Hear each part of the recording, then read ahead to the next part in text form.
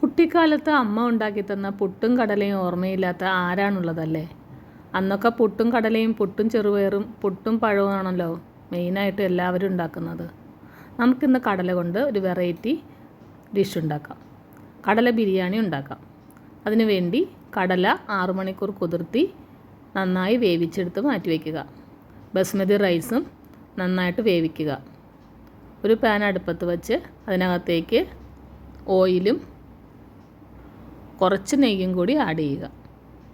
അതൊന്ന് മൂത്ത് വരുമ്പോൾ അതിനകത്തേക്ക് പെരിഞ്ചീരകം, പട്ട, ഗ്രാമ്പു, ഏലക്കായ എന്നിവ ആഡ് ചെയ്യണം.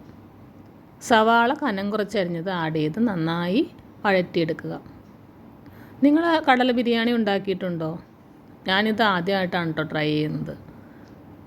ട്രൈ ചെയ്തപ്പോൾ അത് നല്ല ടേസ്റ്റ് ഉള്ളത് കൊണ്ട് നിങ്ങളുമായി ഷെയർ ചെയ്യാമെന്ന് കരുതി. ഇതിൽ ഞാൻ കറിവേപ്പിലയും മല്ലിയിലയും ആഡ് ചെയ്തിട്ടുണ്ട്.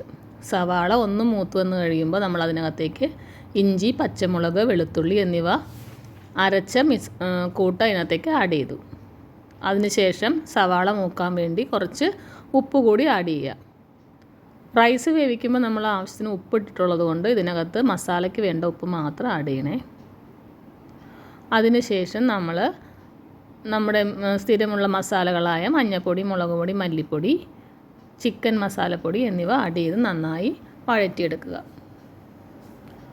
അത് ഒന്ന് സെറ്റായി വന്നതിന് ശേഷം മാത്രം നമ്മൾ വേവിച്ച് വെച്ച കടല ഇതിനകത്തേക്ക് ആഡ് ചെയ്യുക. വെള്ളം ഒന്നും ആഡ് ചെയ്യേണ്ട കാര്യമില്ല, കടല മാത്രം എടുത്ത് ആഡ് ചെയ്യുക. തക്കാളി ആഡ് ചെയ്യുക.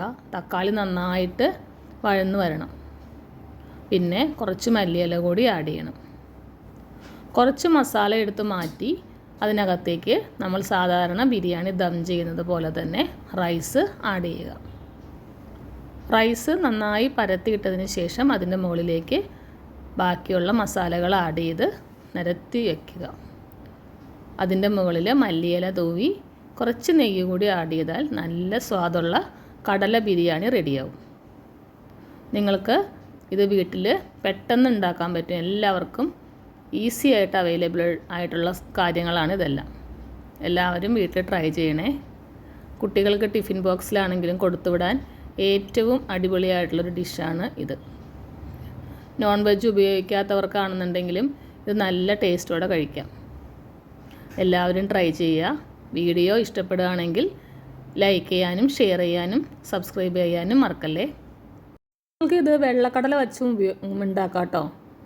വെള്ളക്കടല വെച്ച് ഉണ്ടാക്കിയാൽ വേറൊരു ടേസ്റ്റാണ്. ഈ കറുത്ത കടലയാണ് ഇതിന് എനിക്ക് നല്ല അനുയോജ്യമായിട്ട് തോന്നിയത്. നിങ്ങൾ മസ്റ്റായിട്ടും ട്രൈ ചെയ്യണം. നിങ്ങളുടെ ഫ്രണ്ട്സിനൊക്കെ ഷെയർ ചെയ്യണം. വീട്ടിലെല്ലാവർക്കും, കുട്ടികൾക്കും പാരൻസിനും എല്ലാവർക്കും ഉണ്ടാക്കി കൊടുക്കണം. Thank you.